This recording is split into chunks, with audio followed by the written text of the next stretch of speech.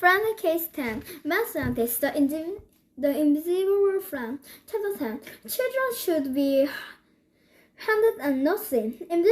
Invisible at school, the temperature are hard to request, especially for the one with the mind with incredible as Franny's. She had a quick peek at the school's cafeteria kitchen. She jiffed and looked at had a look at principal's office.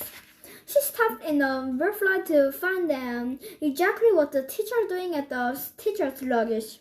She found all of the location fantastic, but she had to get on the next person in her plan to get kids to develop themselves to mathematics in a way that Franny knew she should focus them they want to.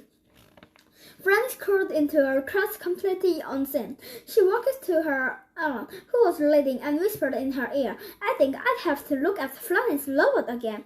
Alan set down her book and looked around. Confused, I guess I'd like to look at the Franny's robot, she said, believing that she had thought what Franny had whispered. She walked over to the machine creature and began to looking it over. Next, Franny did the same thing to Longwear and Phil, and they also blaming the dust on their own, walking over and joined Alan. Franny whispered to Phil, "It would be great if this robot had a huge crushing head, don't you think?" "A hand, don't you think?" And Phil replied exactly what Franny had said. Franny moved Alan's and Larson's hands to make it look like we're nodding yes. All afternoon, Franny kept giving them one idea after another. She also checked and double-checked that the adjustments they were making are correct. Alan learned that, and Phil got more and more excited as they worked on the robot, believing they were the ones responsible. By the end of the day, Franny was exhausted but happy. She had made a lot of progress on the robot, and her friends thought that they had converted. Back at home, Franny looked invisibly amused and told Igor about the experiment. It was a little bit funny, Igor, but they really thought they were working on the robot. "Of course they are not conspired to do anything that complete yet," she said. "I'm not sure that Phil could even put butterflies in the flashlight, but they had fun and boost their confidence, and maybe now they're stop wasting time on those ridiculous devices." Franny climbed into bed and lifted up to the rim her math dentist dream. And where does back at school something quite mad but quite unrealistic about what's about to happen. Chapter 11. Sneaking out to join the circus. Alan noticed that and Phil crept quietly into the school. They were wearing outfits unlike they had worn before. They were dressed like mad scientists. They had tools and notes and devices that no real scientist would use to finish a petrol bit robot. And yet, that's exactly what they intended to do. They surrounded the robot and waited for one of these brilliant thoughts to pop into their head. But Franny wasn't there with her invisible whispers, so they just stood there looking at each other. After a while, Phil became impatient and decided to pretend to have a villain thought. It should be able to catch up from its northern light here, he said. The another two nodded. "Right here," he said. The another two nodded. "It needs to be able to extend this, right so," Alan said, also faking an idea. "And I have a few changes I think we should make into the brain," said Rorside, who sometimes had trouble changing his pant, much was Robot's brain. "We are totally mad scientists now," Alan said, as she pulled exactly the wires in the robot's chest. "There's nothing to it," Longside said, luckily doing crosses under the robot's brain. "And Franny hardly did any work in this robot. It's really more than our robots than hers," Phil added, and the robot beeped. Chapter 12. A new robot is a special. Franny walked happily into her classroom. She was thinking about maybe rescuing more kids from the stupid hobby. She was surprised, as anyone might be, to find that most of her classroom has been smashing the smitters. Not for anybody doing the conversation. They are 10 smaller in once, and 10 smitters in the smaller. Anne climbed for underneath the smoldering crunk of desk. Thank goodness, she said. Another mad scientist to help us. Franny raised one eyebrow. Another mad scientist? What do you mean by another? You're not mad scientist. Rosa and Phil climbed out from their hiding place. Sure we are, Fred said. You should have seen us yesterday. That's right, Ron, Alec. And we finished the robot last night. You finished it, Franny shouted. You're not qualified to do that. What made you think you could create and activate something that's complex and dangerous? The three of them just looked like down at their feet. Then suddenly, across to Franny, what made them think that. I have the very bad feeling about this, Franny said.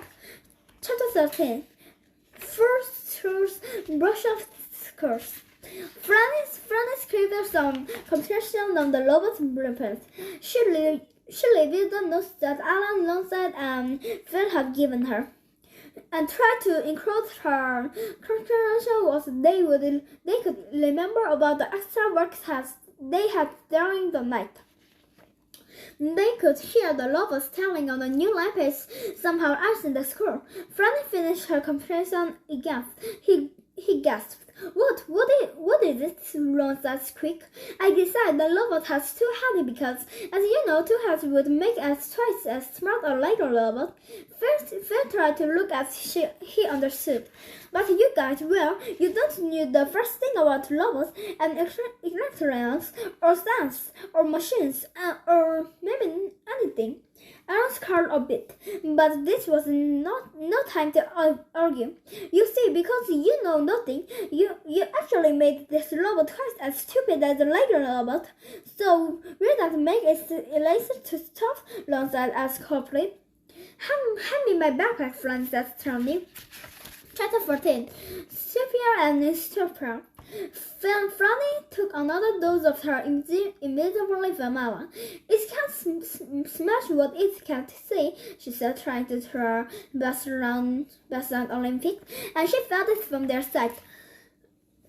Most friends, even that they are often horribly disgraceful, have a plan. Either they want something, they hate something, or they just trying to escape capture. So it's easy for a sophisticated minds to figure them out and stop them.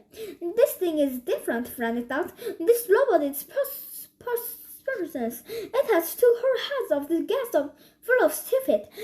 Pure stupidness does things for not good reason. What would the pure stupid creature to do in school, Franny thought. Franny ran past the door on which the robot had left on refer. It was badly spelled, badly drawn, and not even as clever. And then Franny said it probably the improved. If the principal really did have a rubber butt, surely now they would have flown to contact with the matter experts to Sunderland. Franny ran past gigantic speed was that the robot has left lingering from the ceiling and dripping down the walls. Speed works, she said. How can you imagine racing perfectly good speed this way? Speed, like most scalers, is out of fun for a child with a microscope. Only an idiot would scale it this way. Speedy robot footprints led off to the library door, and Franny actually felt an unfamiliar wave of fear and washed over her. Not a book, she said. Chapter 15. Franny catches up to the robot. Franny slid quietly into the library. She knew the robot was in there something. She could have the overlook from the graphs. Franny had made incredible spectacle about boats before. Boats are an impossible science. It also occurred, and she might even have to able to find some and brought them in the giant's pit once. She had so amazed that they had sort of charm to them, like a fresh snowfall that smelled like the inside of somebody's mouth. But Franny loved books. She loved everything about them. Most of what Franny knew she had a love for books. A creature this stupid could need the library for only one lesson. One lesson to destroy books and act like the stupid wasn't going to be totalized. She moved softly and chastely, and then she heard it, the thick sound of the pages slowly being torn from the book. She crept down through the arches. She rounded the corner and saw the Loveteer happily destroying the books. It was clear to Franny that she mastered impossible would not stop until she had destroyed all of them. As sudden and horrible situation, she suddenly felt comforted that defeating this robot was going to be quite easy. In fact, she felt very comforted. Eventually, Alan learned and Phil had instead of switch like the middle of the robot's chest. All Fanny had to do was quickly walk up to it, totally unseen, and flick the switch. Actually, that was pretty clever of them, Franny whispered, to install an off the switch in such a convenient locations.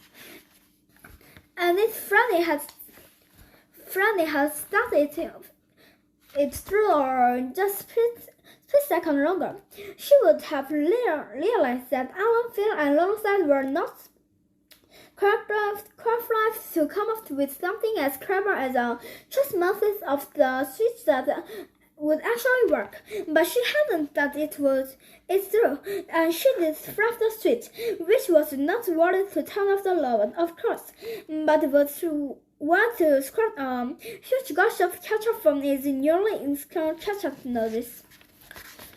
The books. Franny lived through the air and dove it from the shelf full of books, hurriedly pushing them for a sloppy, common outright but at the same time talking of foreign front of the capture herself, thus rendering herself totally visible to the robot. Chapter 16. Here, let me give you a hand. Crash! The robot smashed Franny with its giant hand. Alan learned that and Phil heard it and rushed into the library. We saved you, Franny, they shouted. They folded their arms just like they had seen Franny do. It's math scientist time, they said. The robot swung Franny again. She tried to dodge, but it caught her hand. Smash! Ouch!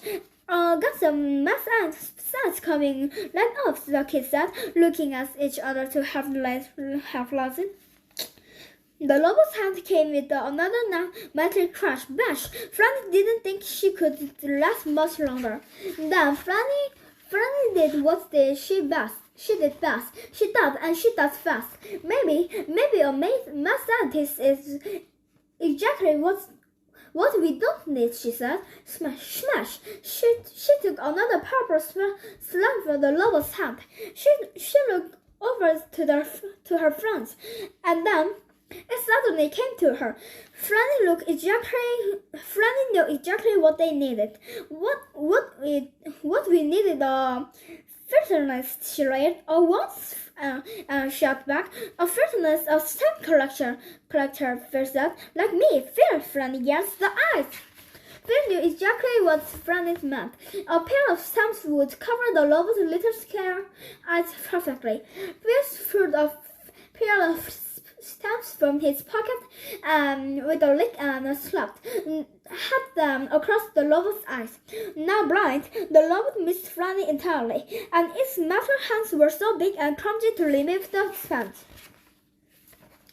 Now what we needed an oscilloscope, Franny shouted, and Lonsdale laughed into the action. ramming one of the lowest hand in his right hand and the other hand in his left. Longside began to fixing his powerfully dilated Tefta's muscles, burnt off by years of music lessons. The lowest and fell on the longside smartly Latin bows. Now what we need is, Franny began, but Emma was already one step ahead of her, and each dancer answered and began humming at the marches heel of the Limatic stops on the falling notes, sending gears and wires all directions. Then the dogs firmly settled. The four of them stood there looking at the pile of rocking flatted lobot pots. It was over. They had won. They had been saved by Fenteray, Acrostis, and Galley Chocolate. Chapter 17. But now you're cooking.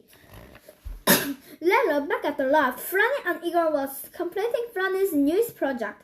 She had explained what had happened that day. And Igor wondered if Franny knew just how exactly lucky she would have to have friends that did not math scientists. Franny put down her whirling torch. At last, it's complete, she said. Igor, Franny said, handing him a piece of paper. Run downstairs and get this item quickly. I needed them for the next experiment. Igor began to the list as he laughed. Sugar, flour, milk. Franny picked up the phone and paused to look at her newest creation. She deleted the phone. Billy, she asked. Igor walked in with the ingredient, bowls and cookie sheets, and Franny has in extract. How would you like to come up to the lab and share some of your teach cards with me? Igor heard Franny say. And that had stamped the lobos into nice, flat pieces that Franny had spent a long time cutting and wheeling into what's probably the best processor oven in the world. Franny K said math scientist was going to bake pretty cookies. He'd been light over Franny beamed and Igor smiled. The end.